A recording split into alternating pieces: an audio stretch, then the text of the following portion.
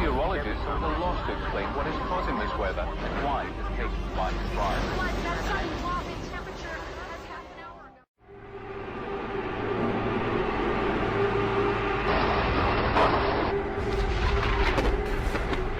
It is the agenda for the 21st century you're living in today.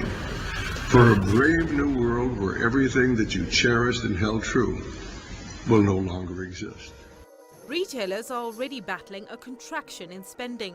Rising costs and paying of debt is shrinking disposable income, leaving consumers with little in their pockets. Even the cost on basics has risen rapidly. Food, which makes up for 40% of household expenditure, is up 12%.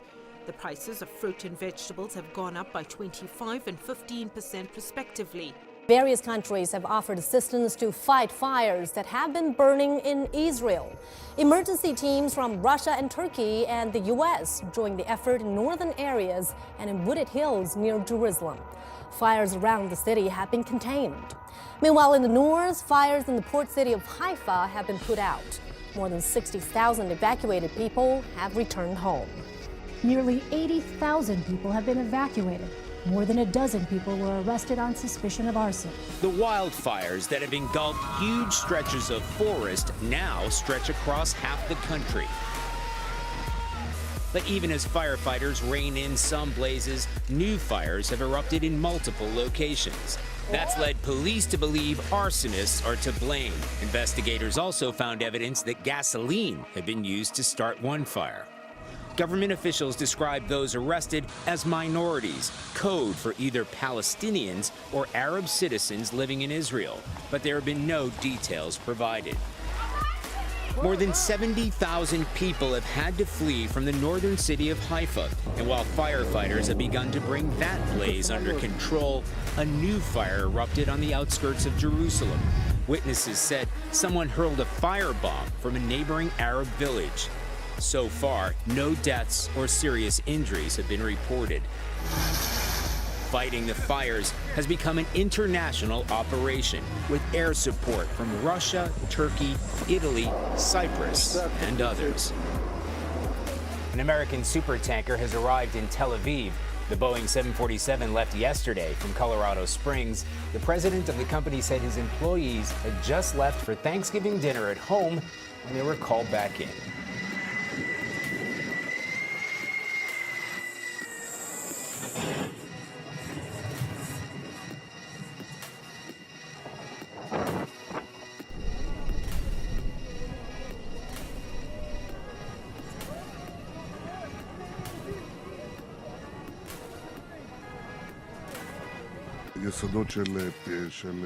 There are elements of terror here, no doubt, elements with great hostility towards the state of Israel.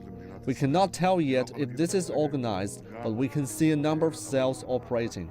I don't know if there's a connection between them, and such a connection isn't necessary. It could be a terror of knives, and it could be a terror of fires. There's no doubt that it exists. Whoever tries to burn the state of Israel will be severely punished. On to other news, the cold weather has covered many parts of North China in frost. And now we go to an island in Jilin province, which is now almost completely white.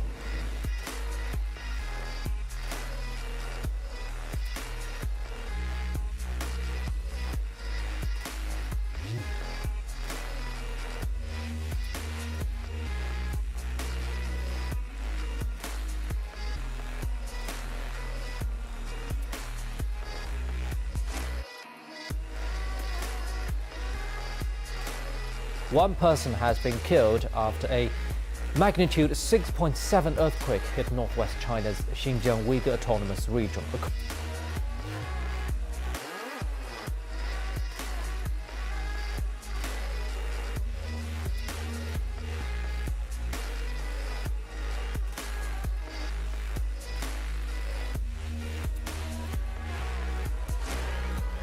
According to the China Earthquake Network Center, the epicenter is at Akto County in the Kazisu-Kurkezi Autonomous Prefecture.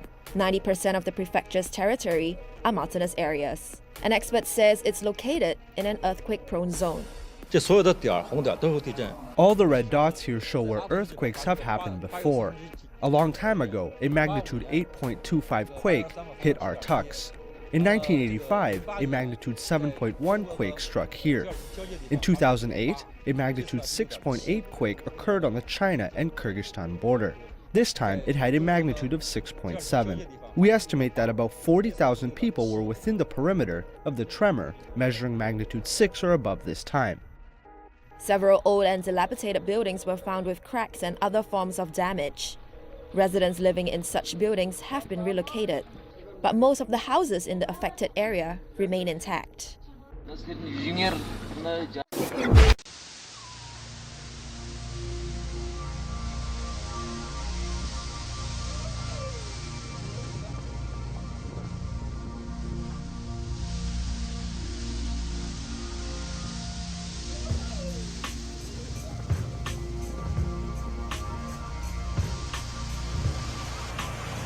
Tropical storm Otto hit Costa Rica with hurricane-force winds and a month's worth of rain in some areas.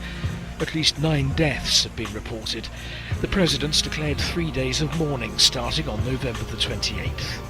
Costa Rica's National Emergency Commission said more than 250 communities had been affected by the storm.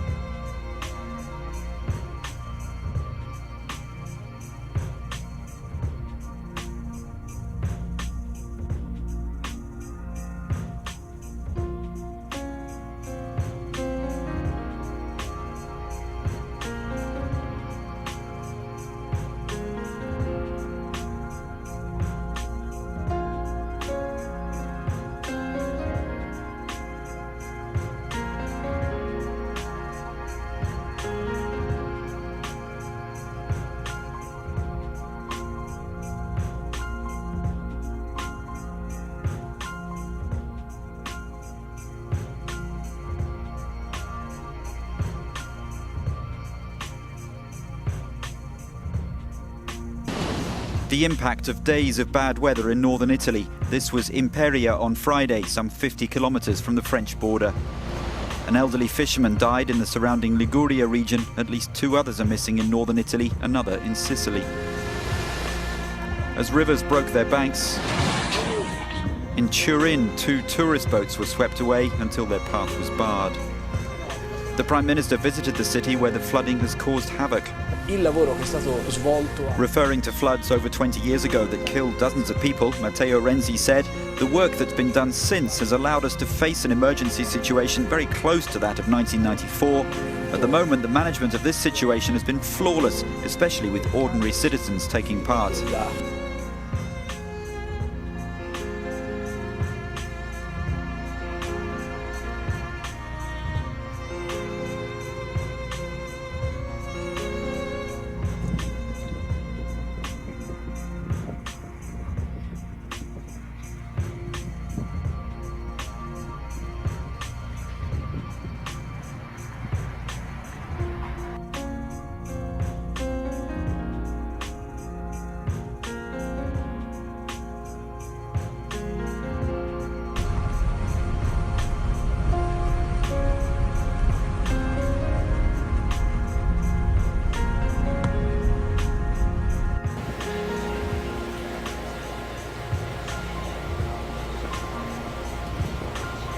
وادي رمانة يوم الاثنين 25/2/1438.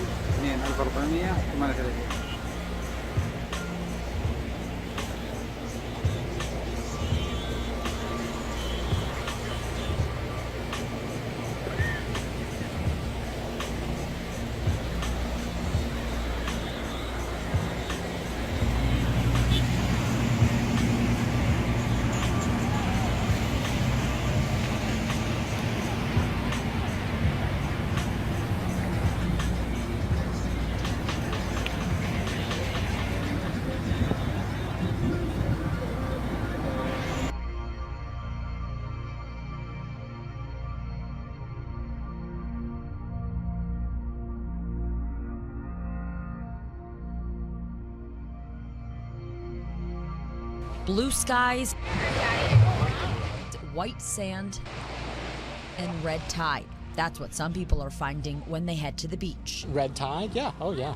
Concerns me a lot. So far, there have been no reports of fish kills or respiratory irritation in Collier County, so people visiting Southwest Florida are not letting it stop them. It's beautiful water, and it doesn't look like anything's wrong with it. Susan Chapla knows what it's like when the red tide blooms are really potent. Really constricting, and it feels like you just can't breathe. You can't catch your breath, and it hurts in a weird kind of way. She has respiratory issues and always checks the red tide reports when she visits. The most recent FWC red tide report shows high concentrations in Charlotte County. But since the levels were so low in Collier this time, she decided to chance it and come out to the beach. I'm thankful it's not here now. And locals say the same thing. It's not so bad. About a month ago, it made it nearly impossible to come out. Lots of fish all over the beach. You can still kind of see some of the results of it, but right now it's been fine. But everybody agrees on one thing. I think we should do everything we can to get rid of it.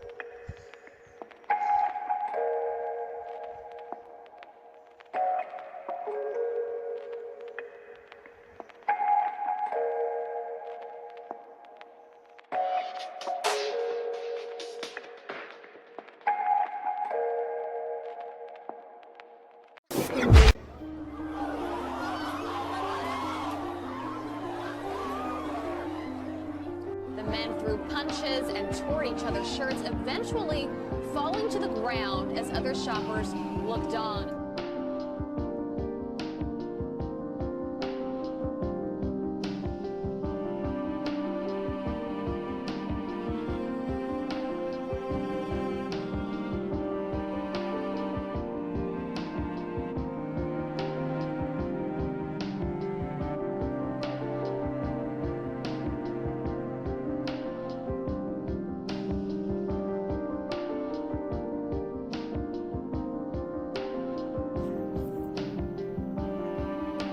CCTV footage of a woman dropping off her child at a baby box for unwanted newborns.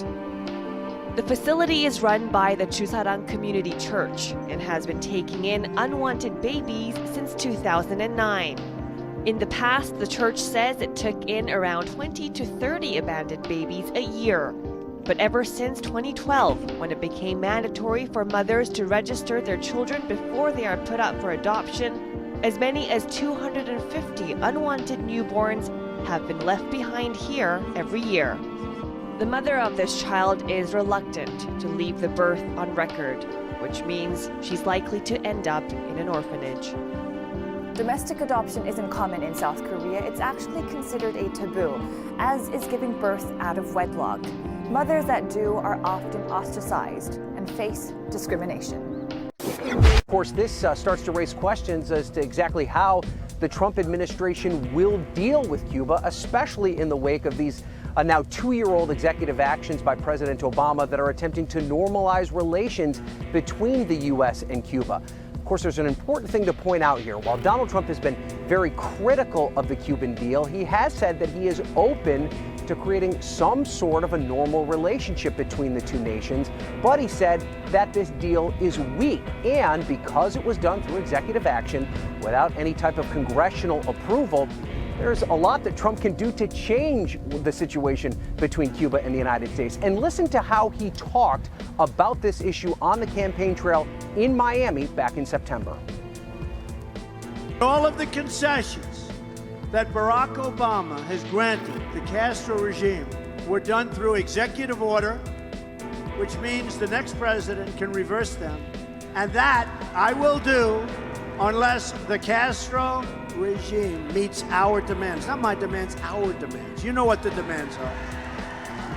Those demands will include religious and political freedom for the Cuban people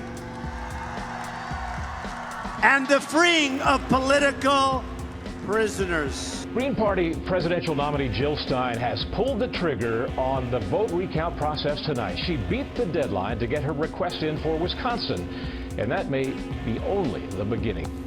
In the US, a petition's been filed for a recount of votes in the presidential election in Wisconsin. The ecologist candidate Jill Stein submitted an official demand in the northern state and also wants a recount in Pennsylvania and Michigan. All were closely fought and taken by President-elect Donald Trump earlier this month. The Wisconsin Electoral Commission has indicated it's ready to carry out the recount. We are not doing this to the benefit of one candidate over the other. We're doing this for the benefit of the American public, so that we can trust that our votes are counted. For weeks, protesters have been camping out near a North Dakota Indian reservation against plans to build the $3.8 billion Dakota Access Pipeline. Their protest didn't stop over the Thanksgiving holiday. Instead, the protesters used Black Friday to voice their opposition to the proposed pipeline, when at least 100 of them formed a prayer circle inside a Bismarck shopping mall, disrupting shoppers. Mall management said they had refused orders to leave the premises when they called the police. Friday prayers in the Grand Mosque were soon followed by violence. Indian police used tear gas and rubber-coated bullets against stone-throwing protesters carrying the Pakistani flag. Hundreds of thousands of demonstrators have gathered in downtown Seoul to demand President Park Geun-hye resign. This is the fifth anti-Park protest since news of her political scandal came to light earlier this year. Park is accused of providing her longtime confidant Choi Sun-si with improper government access and influence over state affairs. Hundreds of people took to the streets of Madrid on Friday night as part of worldwide rallies to protest violence against women. The UN is kicking off 2 weeks of actions to raise awareness of the large-scale cost to societies of psychological, physical and sexual violence against women and girls. This is a moment many Cubans will remember, where they were when they first heard Fidel Castro had died. The announcement came on state television on a Friday night, meaning many locals were unaware of it, hearing the news first from reporters on the street. As the news sinks in Havana, the sun is rising for the first time on a Cuba without Fidel. So, Philip, we've been watching Miami this morning here overnight. There have been a lot of people in the streets there, many of them celebrating this. They've been shouting freedom. Belgian authorities say one of the organisers of this week's riots at a refugee shelter belongs to a radical cell. The person's identity and nationality have not yet been revealed, neither has the nature of the radicalisation.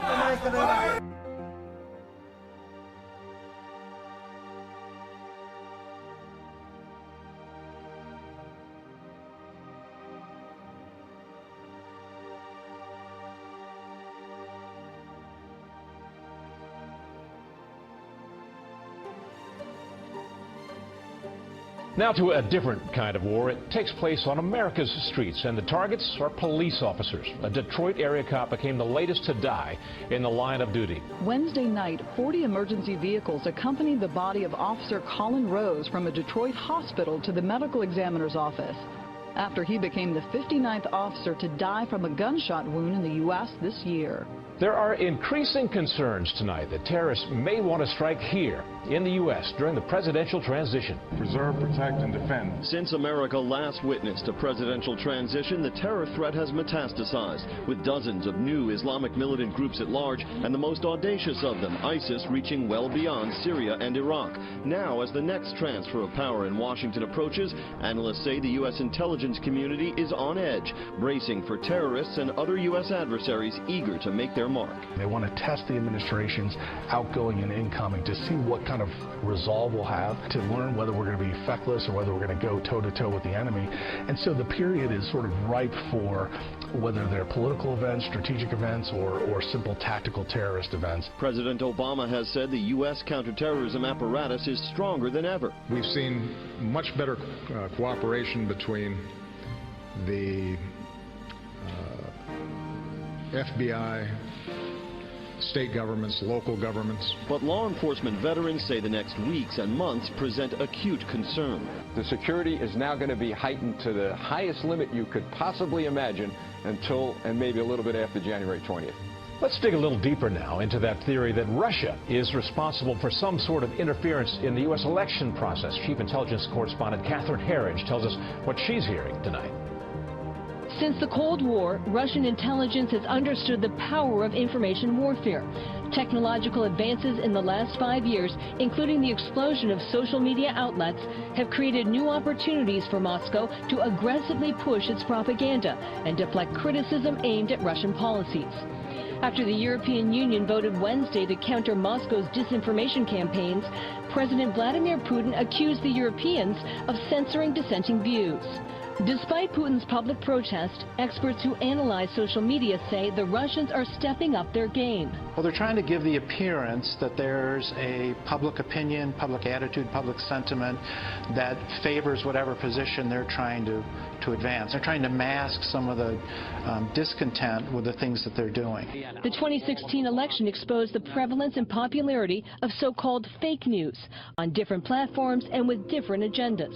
I think even 10 years ago, the Russians would have had a hard time getting anybody to believe a lot of these fake stories. But now with so many people sharing on Twitter and Instagram and Facebook, it's almost like rocket fuel for propagandists who are trying to influence the U.S. election. Meantime, Japan has objected to Russia's deployment of missile systems on islands that are also claimed by Tokyo. Japanese Prime Minister Shinzo Abe called the deployment regrettable. Russian President Vladimir Putin will visit Tokyo next month to discuss the decades-old territorial dispute. Japan's defense ministry is going to set up a panel to consider the possible deployment of the U.S. anti-ballistic missile shield THAAD. The decision is to be made by summer next year. Video shared online purports to show the aftermath of airstrikes in eastern Aleppo. At least 32 civilians died, 5 of them children, during Thursday's bombardments by the Syrian regime on the rebel-held sectors, according to the Syrian Observatory for Human Rights. We do stand on the edge of a great new era. We built this great industrial powerhouse. The whole idea of industrial capitalism in the West, government that was going to invest in infrastructure. It is a time for pathfinders and pioneers. What happened to the American century? The share of income that we put into infrastructure has gone down starkly. If you travel around the country, there's just not that much that's new. What happened to America's ideal of progress? All these things that had been established after the Great Depression fell apart. You'll see that whole streets are just closing down. A community that's undereducated, underemployed. Baltimore was a blue-collar town. Now the air quality is wonderful because there's no industry here anymore. It's beyond life. Detroit had a population of about 2 million people in 1950. It's now a little over 600,000.